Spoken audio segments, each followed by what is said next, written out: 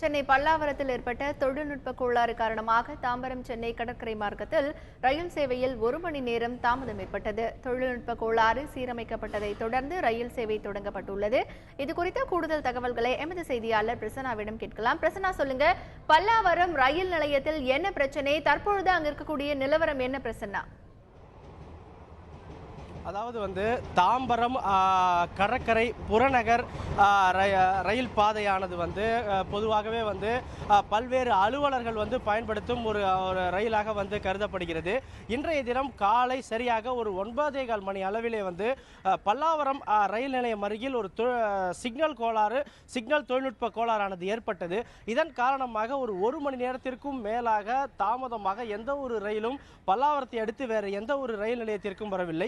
இதனால் பல்லாயிரக்கணக்கான பயணிகள் மிகவும் பாதிக்கப்பட்டனர். குறிப்பாக அரசு வேலைக்கு செல்பவர்கள், இன்னும் பல தனியார் வேலைக்கு செல்பவர்கள் அனைவருமே 10 மணியை கணக்கு வைத்துத்தான் இந்த ரயிலில் ஏறுவார்கள். ஆனால் அவர்கள் யாராலையுமே இன்று குறித்த நேரத்திற்குள்ளாக தங்களுடைய அலுவலகத்திற்கு செல்ல முடியவில்லை. இப்படி அனைத்து ரயில் நிலையங்களிலும் பல்லாயிரக்கணக்கான பொதுமக்கள் அவதியுற்று வந்தனர்.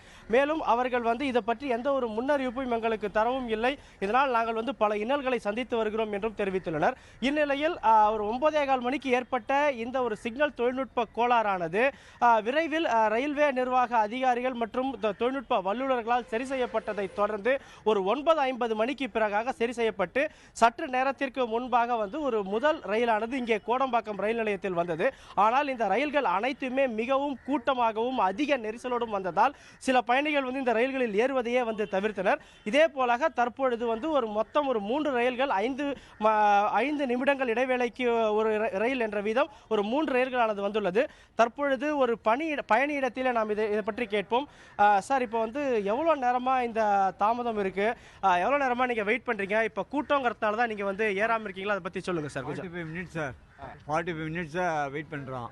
அங்கே பல்லவரத்தில் ஏதோ சிக்னல் ப்ராப்ளம், கட் சர்வீஸ் ஒன்று இருந்தது.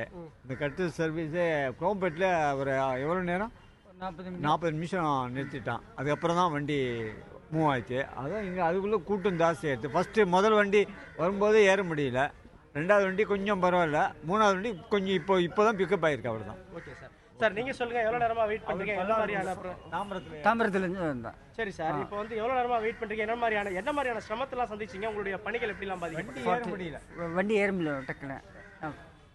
தற்பொழுது நாம் பார்த்தோம்னா இப்படி பல பயணிகள் தங்களுடைய பிரச்சனைகளை தெரிவித்திருக்கின்றனர். குறிப்பாக அலுவலகத்திற்கு செல்லும் பயணிகள் தங்களுடைய பிரச்சனையை வெகுவாக முன்வைக்கின்றனர். எனவே இது மாதிரியான பிரச்சனைகள் முக்கியமாக ஒரு அஃபிஷியல் நேரம் என்று சொல்லக்கூடிய இந்த மாதிரி தருணத்தில் ஏற்படக்கூடாது.